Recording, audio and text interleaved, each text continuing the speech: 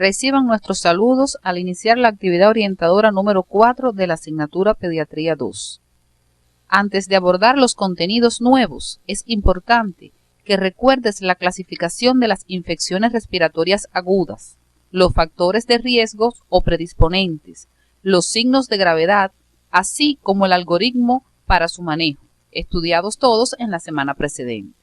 Estos te serán de gran utilidad para orientar el estudio de los procesos bajos, entidades responsables de una elevada tasa de morbimortalidad en el mundo. De ahí la importancia de su prevención, diagnóstico y seguimiento adecuado en la comunidad.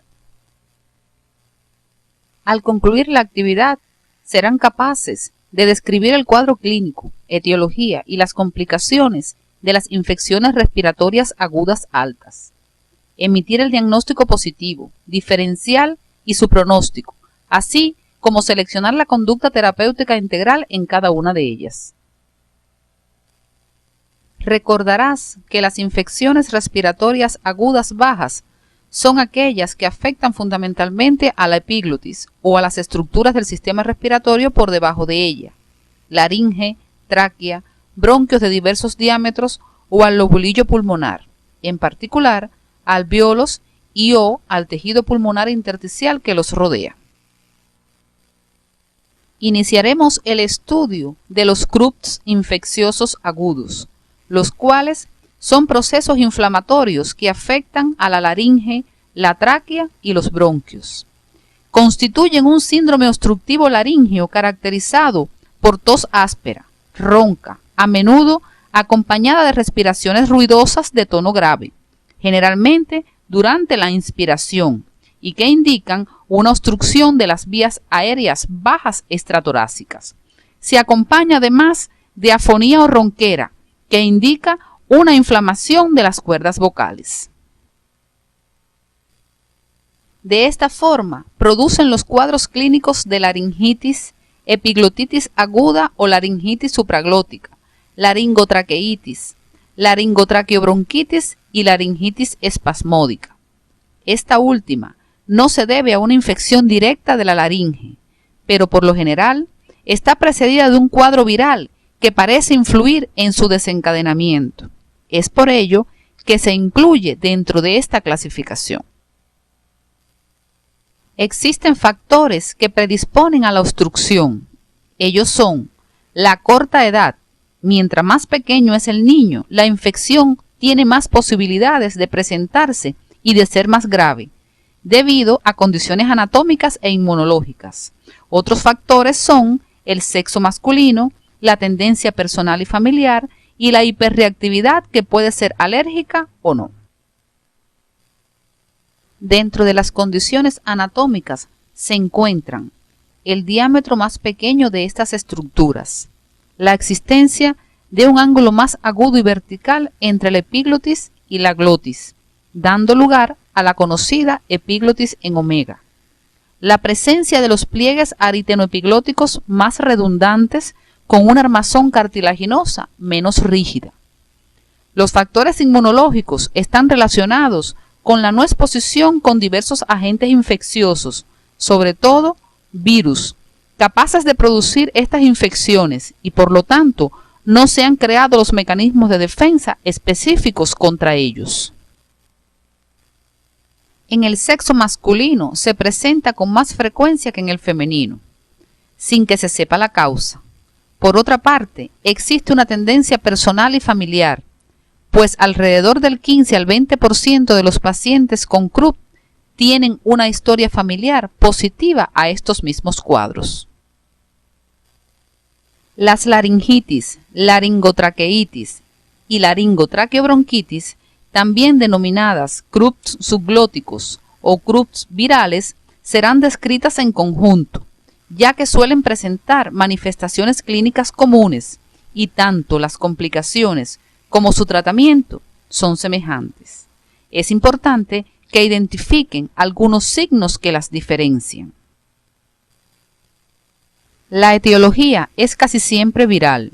Los virus que con mayor frecuencia los producen son los parainfluenza 1, 2 y 3, aunque se han descrito Estos cuadros en infecciones por virus influenza, adenovirus, virus sincitial respiratorio o metaneumovirus humanos. Entre los agentes bacterianos se encuentra el Corynebacterium diphtheriae, neumococos, estafilococos y streptococos. Se presentan con mayor frecuencia en el niño de 2 a 5 años. Generalmente, el cuadro está precedido durante 12 a 72 horas por un cuadro catarral inespecífico con febrícula o no.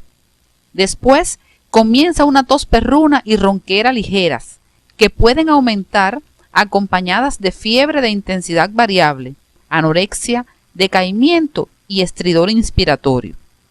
En tu autopreparación, profundizarás en las características clínicas que distinguen a cada una de las entidades que se agrupan como CRUBs, lo cual te ayudará en la preparación para la discusión de casos clínicos que sobre ellas presentas en esta semana. Su severidad depende del grado de obstrucción laríngea, por lo que pueden presentarse cuadros ligeros, moderados o severos. Para realizar esta evaluación, tendrás presente la coloración de la piel, el grado de retracción del tórax, el estado de la conciencia, la intensidad del estridor y las características del murmullo vesicular. Te recomendamos realices un cuadro sinóptico donde resumas estos aspectos en cada una de las clasificaciones. Puedes consultar para ello la bibliografía básica y complementaria que aparece en el CD de la asignatura. En un mismo niño, el cuadro puede manifestarse al inicio como una laringitis subglótica, en pocas horas como una laringotraqueitis y posteriormente, en más o menos tiempo, como una laringotraqueobronquitis. Es una afección descendente. El diagnóstico positivo se realiza sobre la base de las manifestaciones clínicas y los antecedentes. No obstante, deben indicarse algunas investigaciones para establecer la causa. Es importante que revises los exámenes auxiliares que se plantean, los cuales aparecen bien detallados en la bibliografía del tema. Los diferenciarás de los CRUBs no infecciosos que se producen en el curso de las laringitis alérgicas, el edema angioneurótico y la aspiración de cuerpos extraños. A veces, erróneamente, se confunde una laringotraqueobronquitis con una bronquiolitis, pero en esta no hay tos perruna o crupal, estridor inspiratorio ni ronquera. Entre las complicaciones se encuentran las infecciones bacterianas secundarias, las atelectasias y el aire extraalveolar, como en los neumomediastinos, neumotórax o enfisema subcutáneo, debido a menudo a la demora en establecer una vía aérea artificial. Te recomendamos que revises estas infecciones respiratorias bajas no complicadas que producen CRUBs, auxiliándote de la bibliografía básica y complementaria que se encuentra en el CD de la asignatura. Continuaremos con el estudio de la epiglotitis, inflamación de las estructuras supraglóticas que produce una obstrucción respiratoria muy grave, potencialmente mortal. A diferencia de las entidades anteriores, su etiología es bacteriana, fundamentalmente causada por Haemophilus influenzae tipo B. Después de la vacunación, es una enfermedad infrecuente en niños. Se presenta entre los 2 y 5 años de edad, fundamentalmente en menores de 3 años, y se caracteriza por fiebre elevada, estado toxinfeccioso, dificultad para tragar o disfagia, saliveo y tos crupal sin ronquera. Generalmente, el niño habla poco por el dolor de la orofaringe. Puede estar sentado hacia adelante con la boca abierta, cuello en hiperextensión y brazos hacia atrás en la cama, lo que se conoce con el nombre de posición en trípode. El diagnóstico positivo se realiza mediante la laringoscopía directa, a través de la cual se aprecia una epiglotis inflamada y enrojecida. Puede producirse un paro respiratorio al tratar de visualizar la orofaringe, por lo que esta maniobra debe realizarse con extremo cuidado. En el hemograma se constata leucocitosis con neutrofilia importante y en el cultivo de las secreciones se puede aislar el germen. El pseudocrup nocturno o laringitis espasmódica se asocia a hiperreactividad laríngea e infecciones virales.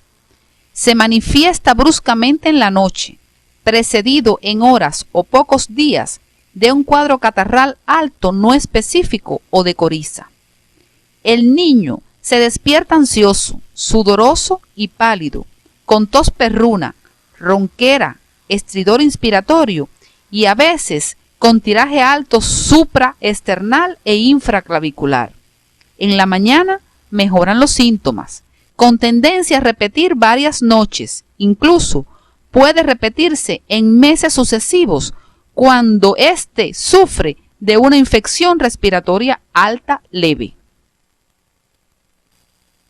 Te sugerimos, para una mayor organización de tu autopreparación, que resumas en forma de un cuadro sinóptico las características diferenciales de las afecciones crupales, teniendo en cuenta la causa, la edad pico, la forma de presentación, el saliveo, la fiebre y la tos.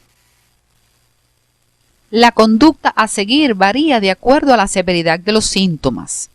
Se hospitalizará a todo menor de 1 año y los que presenten un crup moderado o grave independientemente de la edad.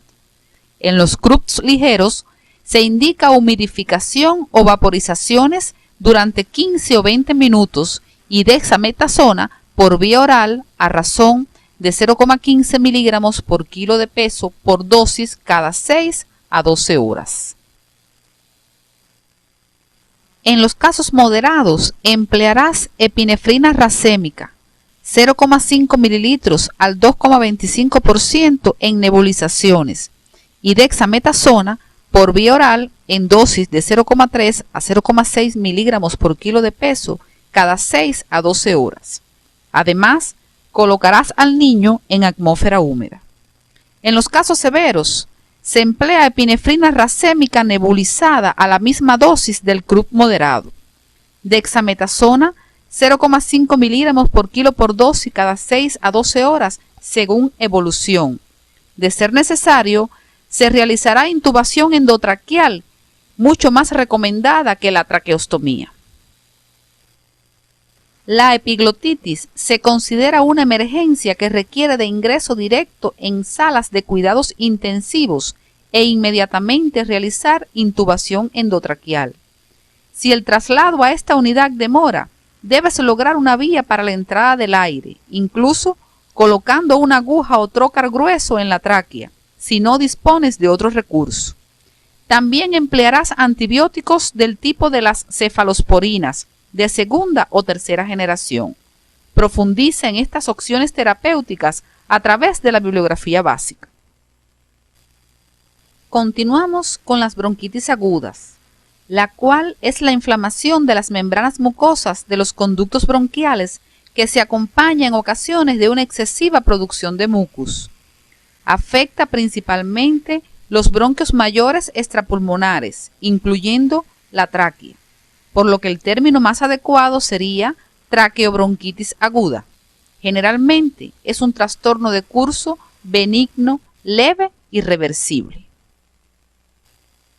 Es producida por virus en más del 95% de los casos, entre los que se encuentran adenovirus, influenza A y B, parainfluenza, rinovirus y virus sincitial respiratorio. Le sigue en frecuencia el Mycoplasma pneumoniae como causa primaria. Suelen ser factores predisponentes las alergias, el clima, la contaminación atmosférica y la sinusitis. Puede asociarse a otras enfermedades como la gripe, la tosferina, el sarampión, la difteria, la escarlatina y la fiebre tifoidea.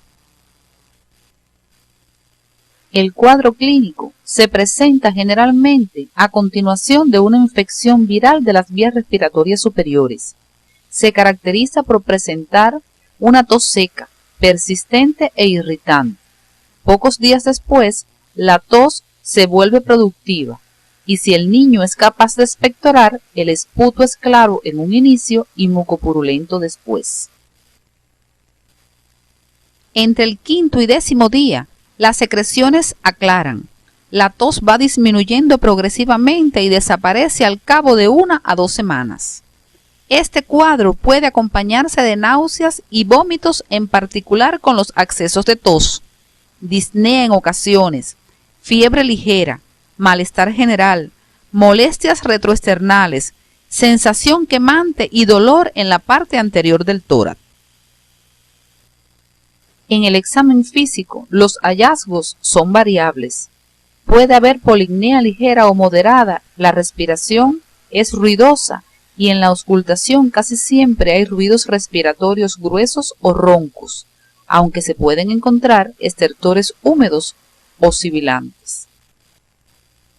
El diagnóstico es fundamentalmente clínico, no requiriendo de investigaciones de laboratorio o radiológicas, con excepción de aquellos pacientes en los que se sospeche una complicación bacteriana secundaria.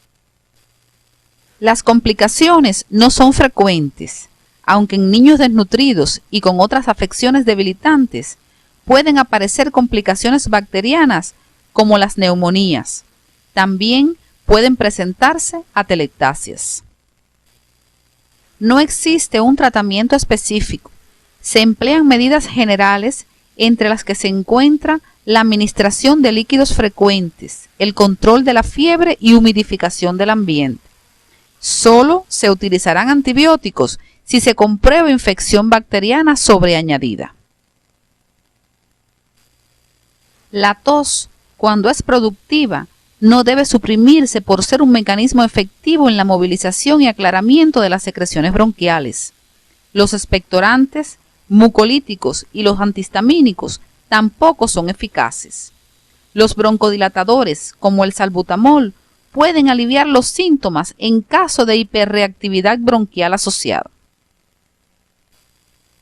Otras de las entidades que estudiarás es el síndrome coqueluchoide o tosferinoso, el cual debe su nombre a la tosferina, enfermedad infectocontagiosa que estudiaste en el tema 1 y que posee el cuadro clínico representativo de este síndrome. Sin embargo, existen otros agentes infecciosos y otras causas no infecciosas que remedan este cuadro clínico y que es importante que conozcas. Para ello, te sugerimos revisar la bibliografía básica y complementaria que se encuentra disponible en el CD de la asignatura. Para establecer su diagnóstico etiológico, se realizan los estudios bacteriológicos como cultivos, inmunofluorescencia, fijación del complemento y sueros pareados.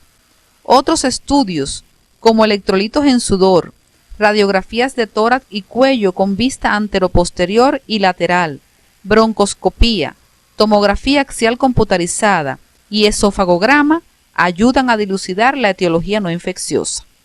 Su manejo es similar al de la tosferina. En las causas virales, el tratamiento es sintomático. En las no infecciosas, tratarás la enfermedad de base.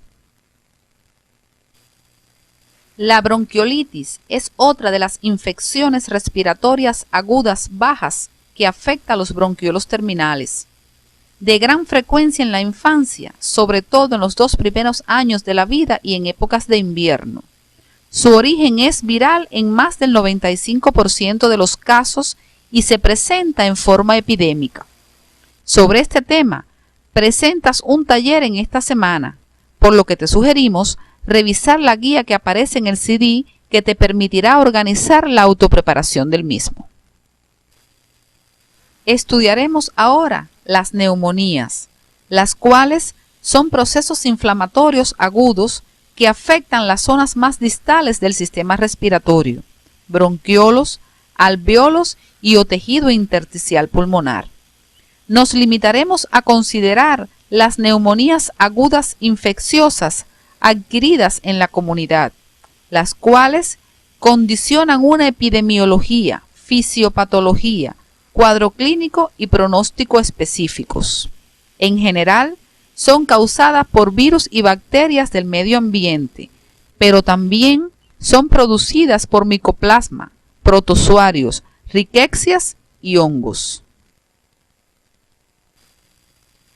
La infección pulmonar ocurre cuando uno o varios de los mecanismos anatomofisiológicos que protegen el tracto respiratorio inferior están alterados y los microorganismos logran alcanzarlo a través de la vía inhalatoria o hematógena. Cuando los gérmenes llegan a las vías aéreas distales en grandes cantidades o con mayor agresividad, el macrófago alveolar inicia una respuesta inflamatoria, atrayendo polimorfos nucleares circulantes al espacio alveolar, los que ayudarán en la fagocitosis y destrucción de patógenos. La interacción entre la patogenicidad de estos microbios y la integridad del sistema inmune del huésped determinará si éste es capaz de eliminarlos o desarrollar una neumonía. La ocupación alveolar por el exudado inflamatorio provoca la aparición de alvéolos perfundidos pero no ventilados, que no colaboran en el intercambio gaseoso y condicionan la aparición de hipoxemia y áreas de cortocircuito intrapulmonar. En respuesta a la hipoxemia, se produce hiperventilación secundaria y alcalosis respiratoria.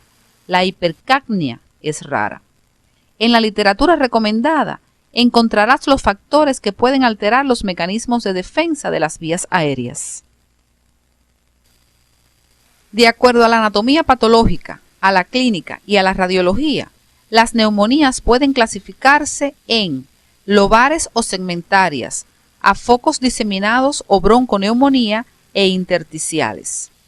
Es importante que en tu estudio individual profundices en la clasificación etiológica de las neumonías según la edad, lo cual te permitirá una mejor orientación diagnóstica y favorecerá la utilización terapéutica antibiótica más precisa y racional.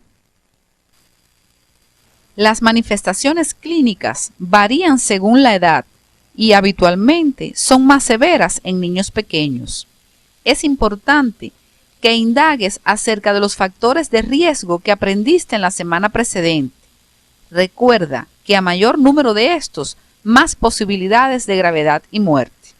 En tu autopreparación, resumirás las características semiológicas de las distintas variedades anatomoclínicas, agrupándolas en el menor de 2 meses y mayor de esta edad. Tendrás presente los signos que sugieren alarma y o evolución desfavorable ya estudiados en la semana anterior. La frecuencia respiratoria es el signo más importante para detectar neumonía y su gravedad, por lo que es necesario recuerdes los valores normales límite de la misma por edades ya estudiados en Pediatría 1. Si se añade tiraje bajo y gruñido o quejido, afirma el diagnóstico de neumonía. En cuanto a los exámenes complementarios, el hemograma suele ser normal o puede existir leucopenia en las infecciones virales. Las leucocitosis con predominio de neutrófilos sugieren etiología bacteriana, en particular por neumococos o estafilococos. Los recuentos leucocitarios por debajo de 5.000 por 10 a la 9 por litro en las neumonías bacterianas indican mal pronóstico. La eritrosedimentación en las infecciones bacterianas casi siempre está acelerada y la proteína C reactiva normal o ligeramente aumentada. El hemocultivo solo detecta alrededor del 15% de los agentes bacterianos. En el niño, el esputo es de poco valor. El estudio del líquido pleural es importante en las pleuresías y accesos. Otros métodos microbiológicos son costosos y no se practican de rutina. La radiografía de tórax nos confirma la neumonía y la variedad de esta. Es frecuente la disociación clínico-radiológica. Puede encontrarse una hiperareación bilateral acompañada de opacidades o no en un campo pulmonar o en ambos, reforzamientos peribronquiales o en bandas. Otras veces se presentan infiltrados pequeños difíciles de diferenciar de microatelectasias. Más raramente se pueden presentar condensaciones y son raras las pleuresías. En la galería de imágenes puedes observar estos signos. El ultrasonido nos permite el seguimiento del derrame pleural y accesos. Las complicaciones pueden ser extratorácicas e intratorácicas, y estas a su vez pulmonares y no pulmonares. Con el uso de los antibióticos han disminuido su aparición, pero siempre las tendrás presente. Describirás las más importantes, entre las que se encuentran el hilio paralítico, las pleuresías, los accesos pulmonares y los neumatoceles. Frente a un niño con diagnóstico presuntivo de neumonía, hay que plantearse dos interrogantes. Primero, determinar si el factor etiológico del cuadro es viral o bacteriano para decidir la administración o no de antibiótico y seleccionar el adecuado según el contexto clínico y epidemiológico. Y segundo, clasificar el grado de severidad de la enfermedad y la aparición de complicaciones para decidir el manejo ambulatorio u hospitalario. Revisa el material complementario Algoritmo para el manejo de las infecciones respiratorias agudas bajas, el cual te facilitará el diagnóstico y conducta en los casos no complicados.